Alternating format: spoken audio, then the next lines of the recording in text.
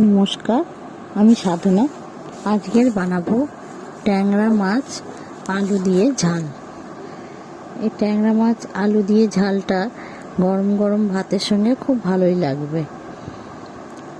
ট্যাংরা মাছটা আপনারা শুধু ঝালও করতে পারেন। আমি একটা আলু দিয়েছি। প্রথমে মাছগুলোকে ভালো করে ধুয়ে নিয়েছি, কেটেই দিয়েছিল। আমি মাছগুলোকে ধুয়ে নিয়েছি।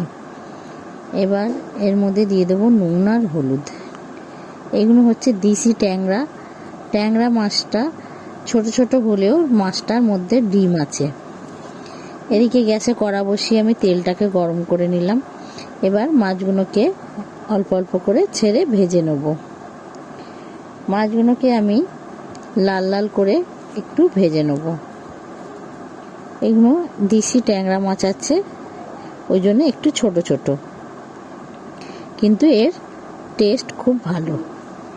দেশি ট্যাংরা খেতে খুব স্বাদ লাগে।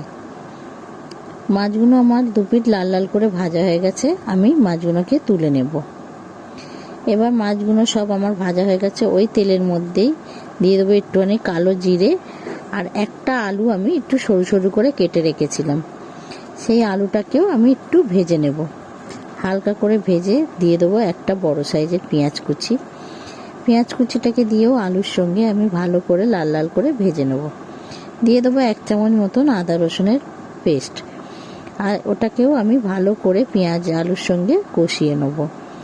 যখন আলু থেকে আদা রসুনের গন্ধটা চলে যাবে, তখন দিয়ে দেবো একটা টমেটোর পেস্ট, একটু হলুদ গুঁড়ো, লঙ্কার গুঁড়ো, দিয়ে দেবো ধনে গুঁড়ো, জিরের গুঁড়ো দিয়ে আমি মশলাটাকে একটু নেড়ে চেড়ে কষিয়ে নেব। নেড়ে চেড়ে কষিয়ে নিয়ে দিয়ে দেবো স্বাদ মতন লবণ। লবণটাকে দিয়েও আমি ভালো করে নেড়ে চেড়ে মশলাটাকে ভালো করে আমি কষিয়ে নেব। মশলাটা যখন ভালো করে কষানো হয়ে যাবে, তখন দিয়ে দেবো একটু জল। মশলার সেই বাটি ধোয়া জলটাই আমি দিয়ে দিলাম।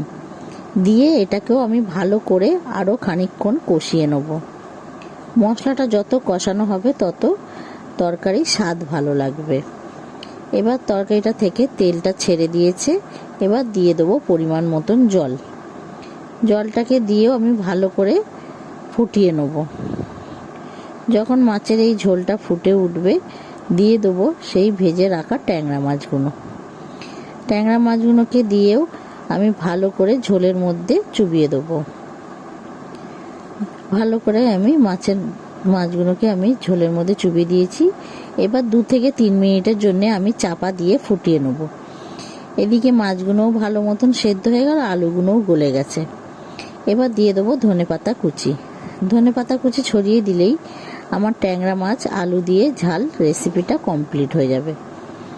আপনাদের যদি এই রেসিপিটা ভালো লেগে থাকে, তাহলে একটা লাইক, কমেন্ট, শেয়ার করে দেবেন আর সাবস্ক্রাইব করে আমার পাশে থাকবে।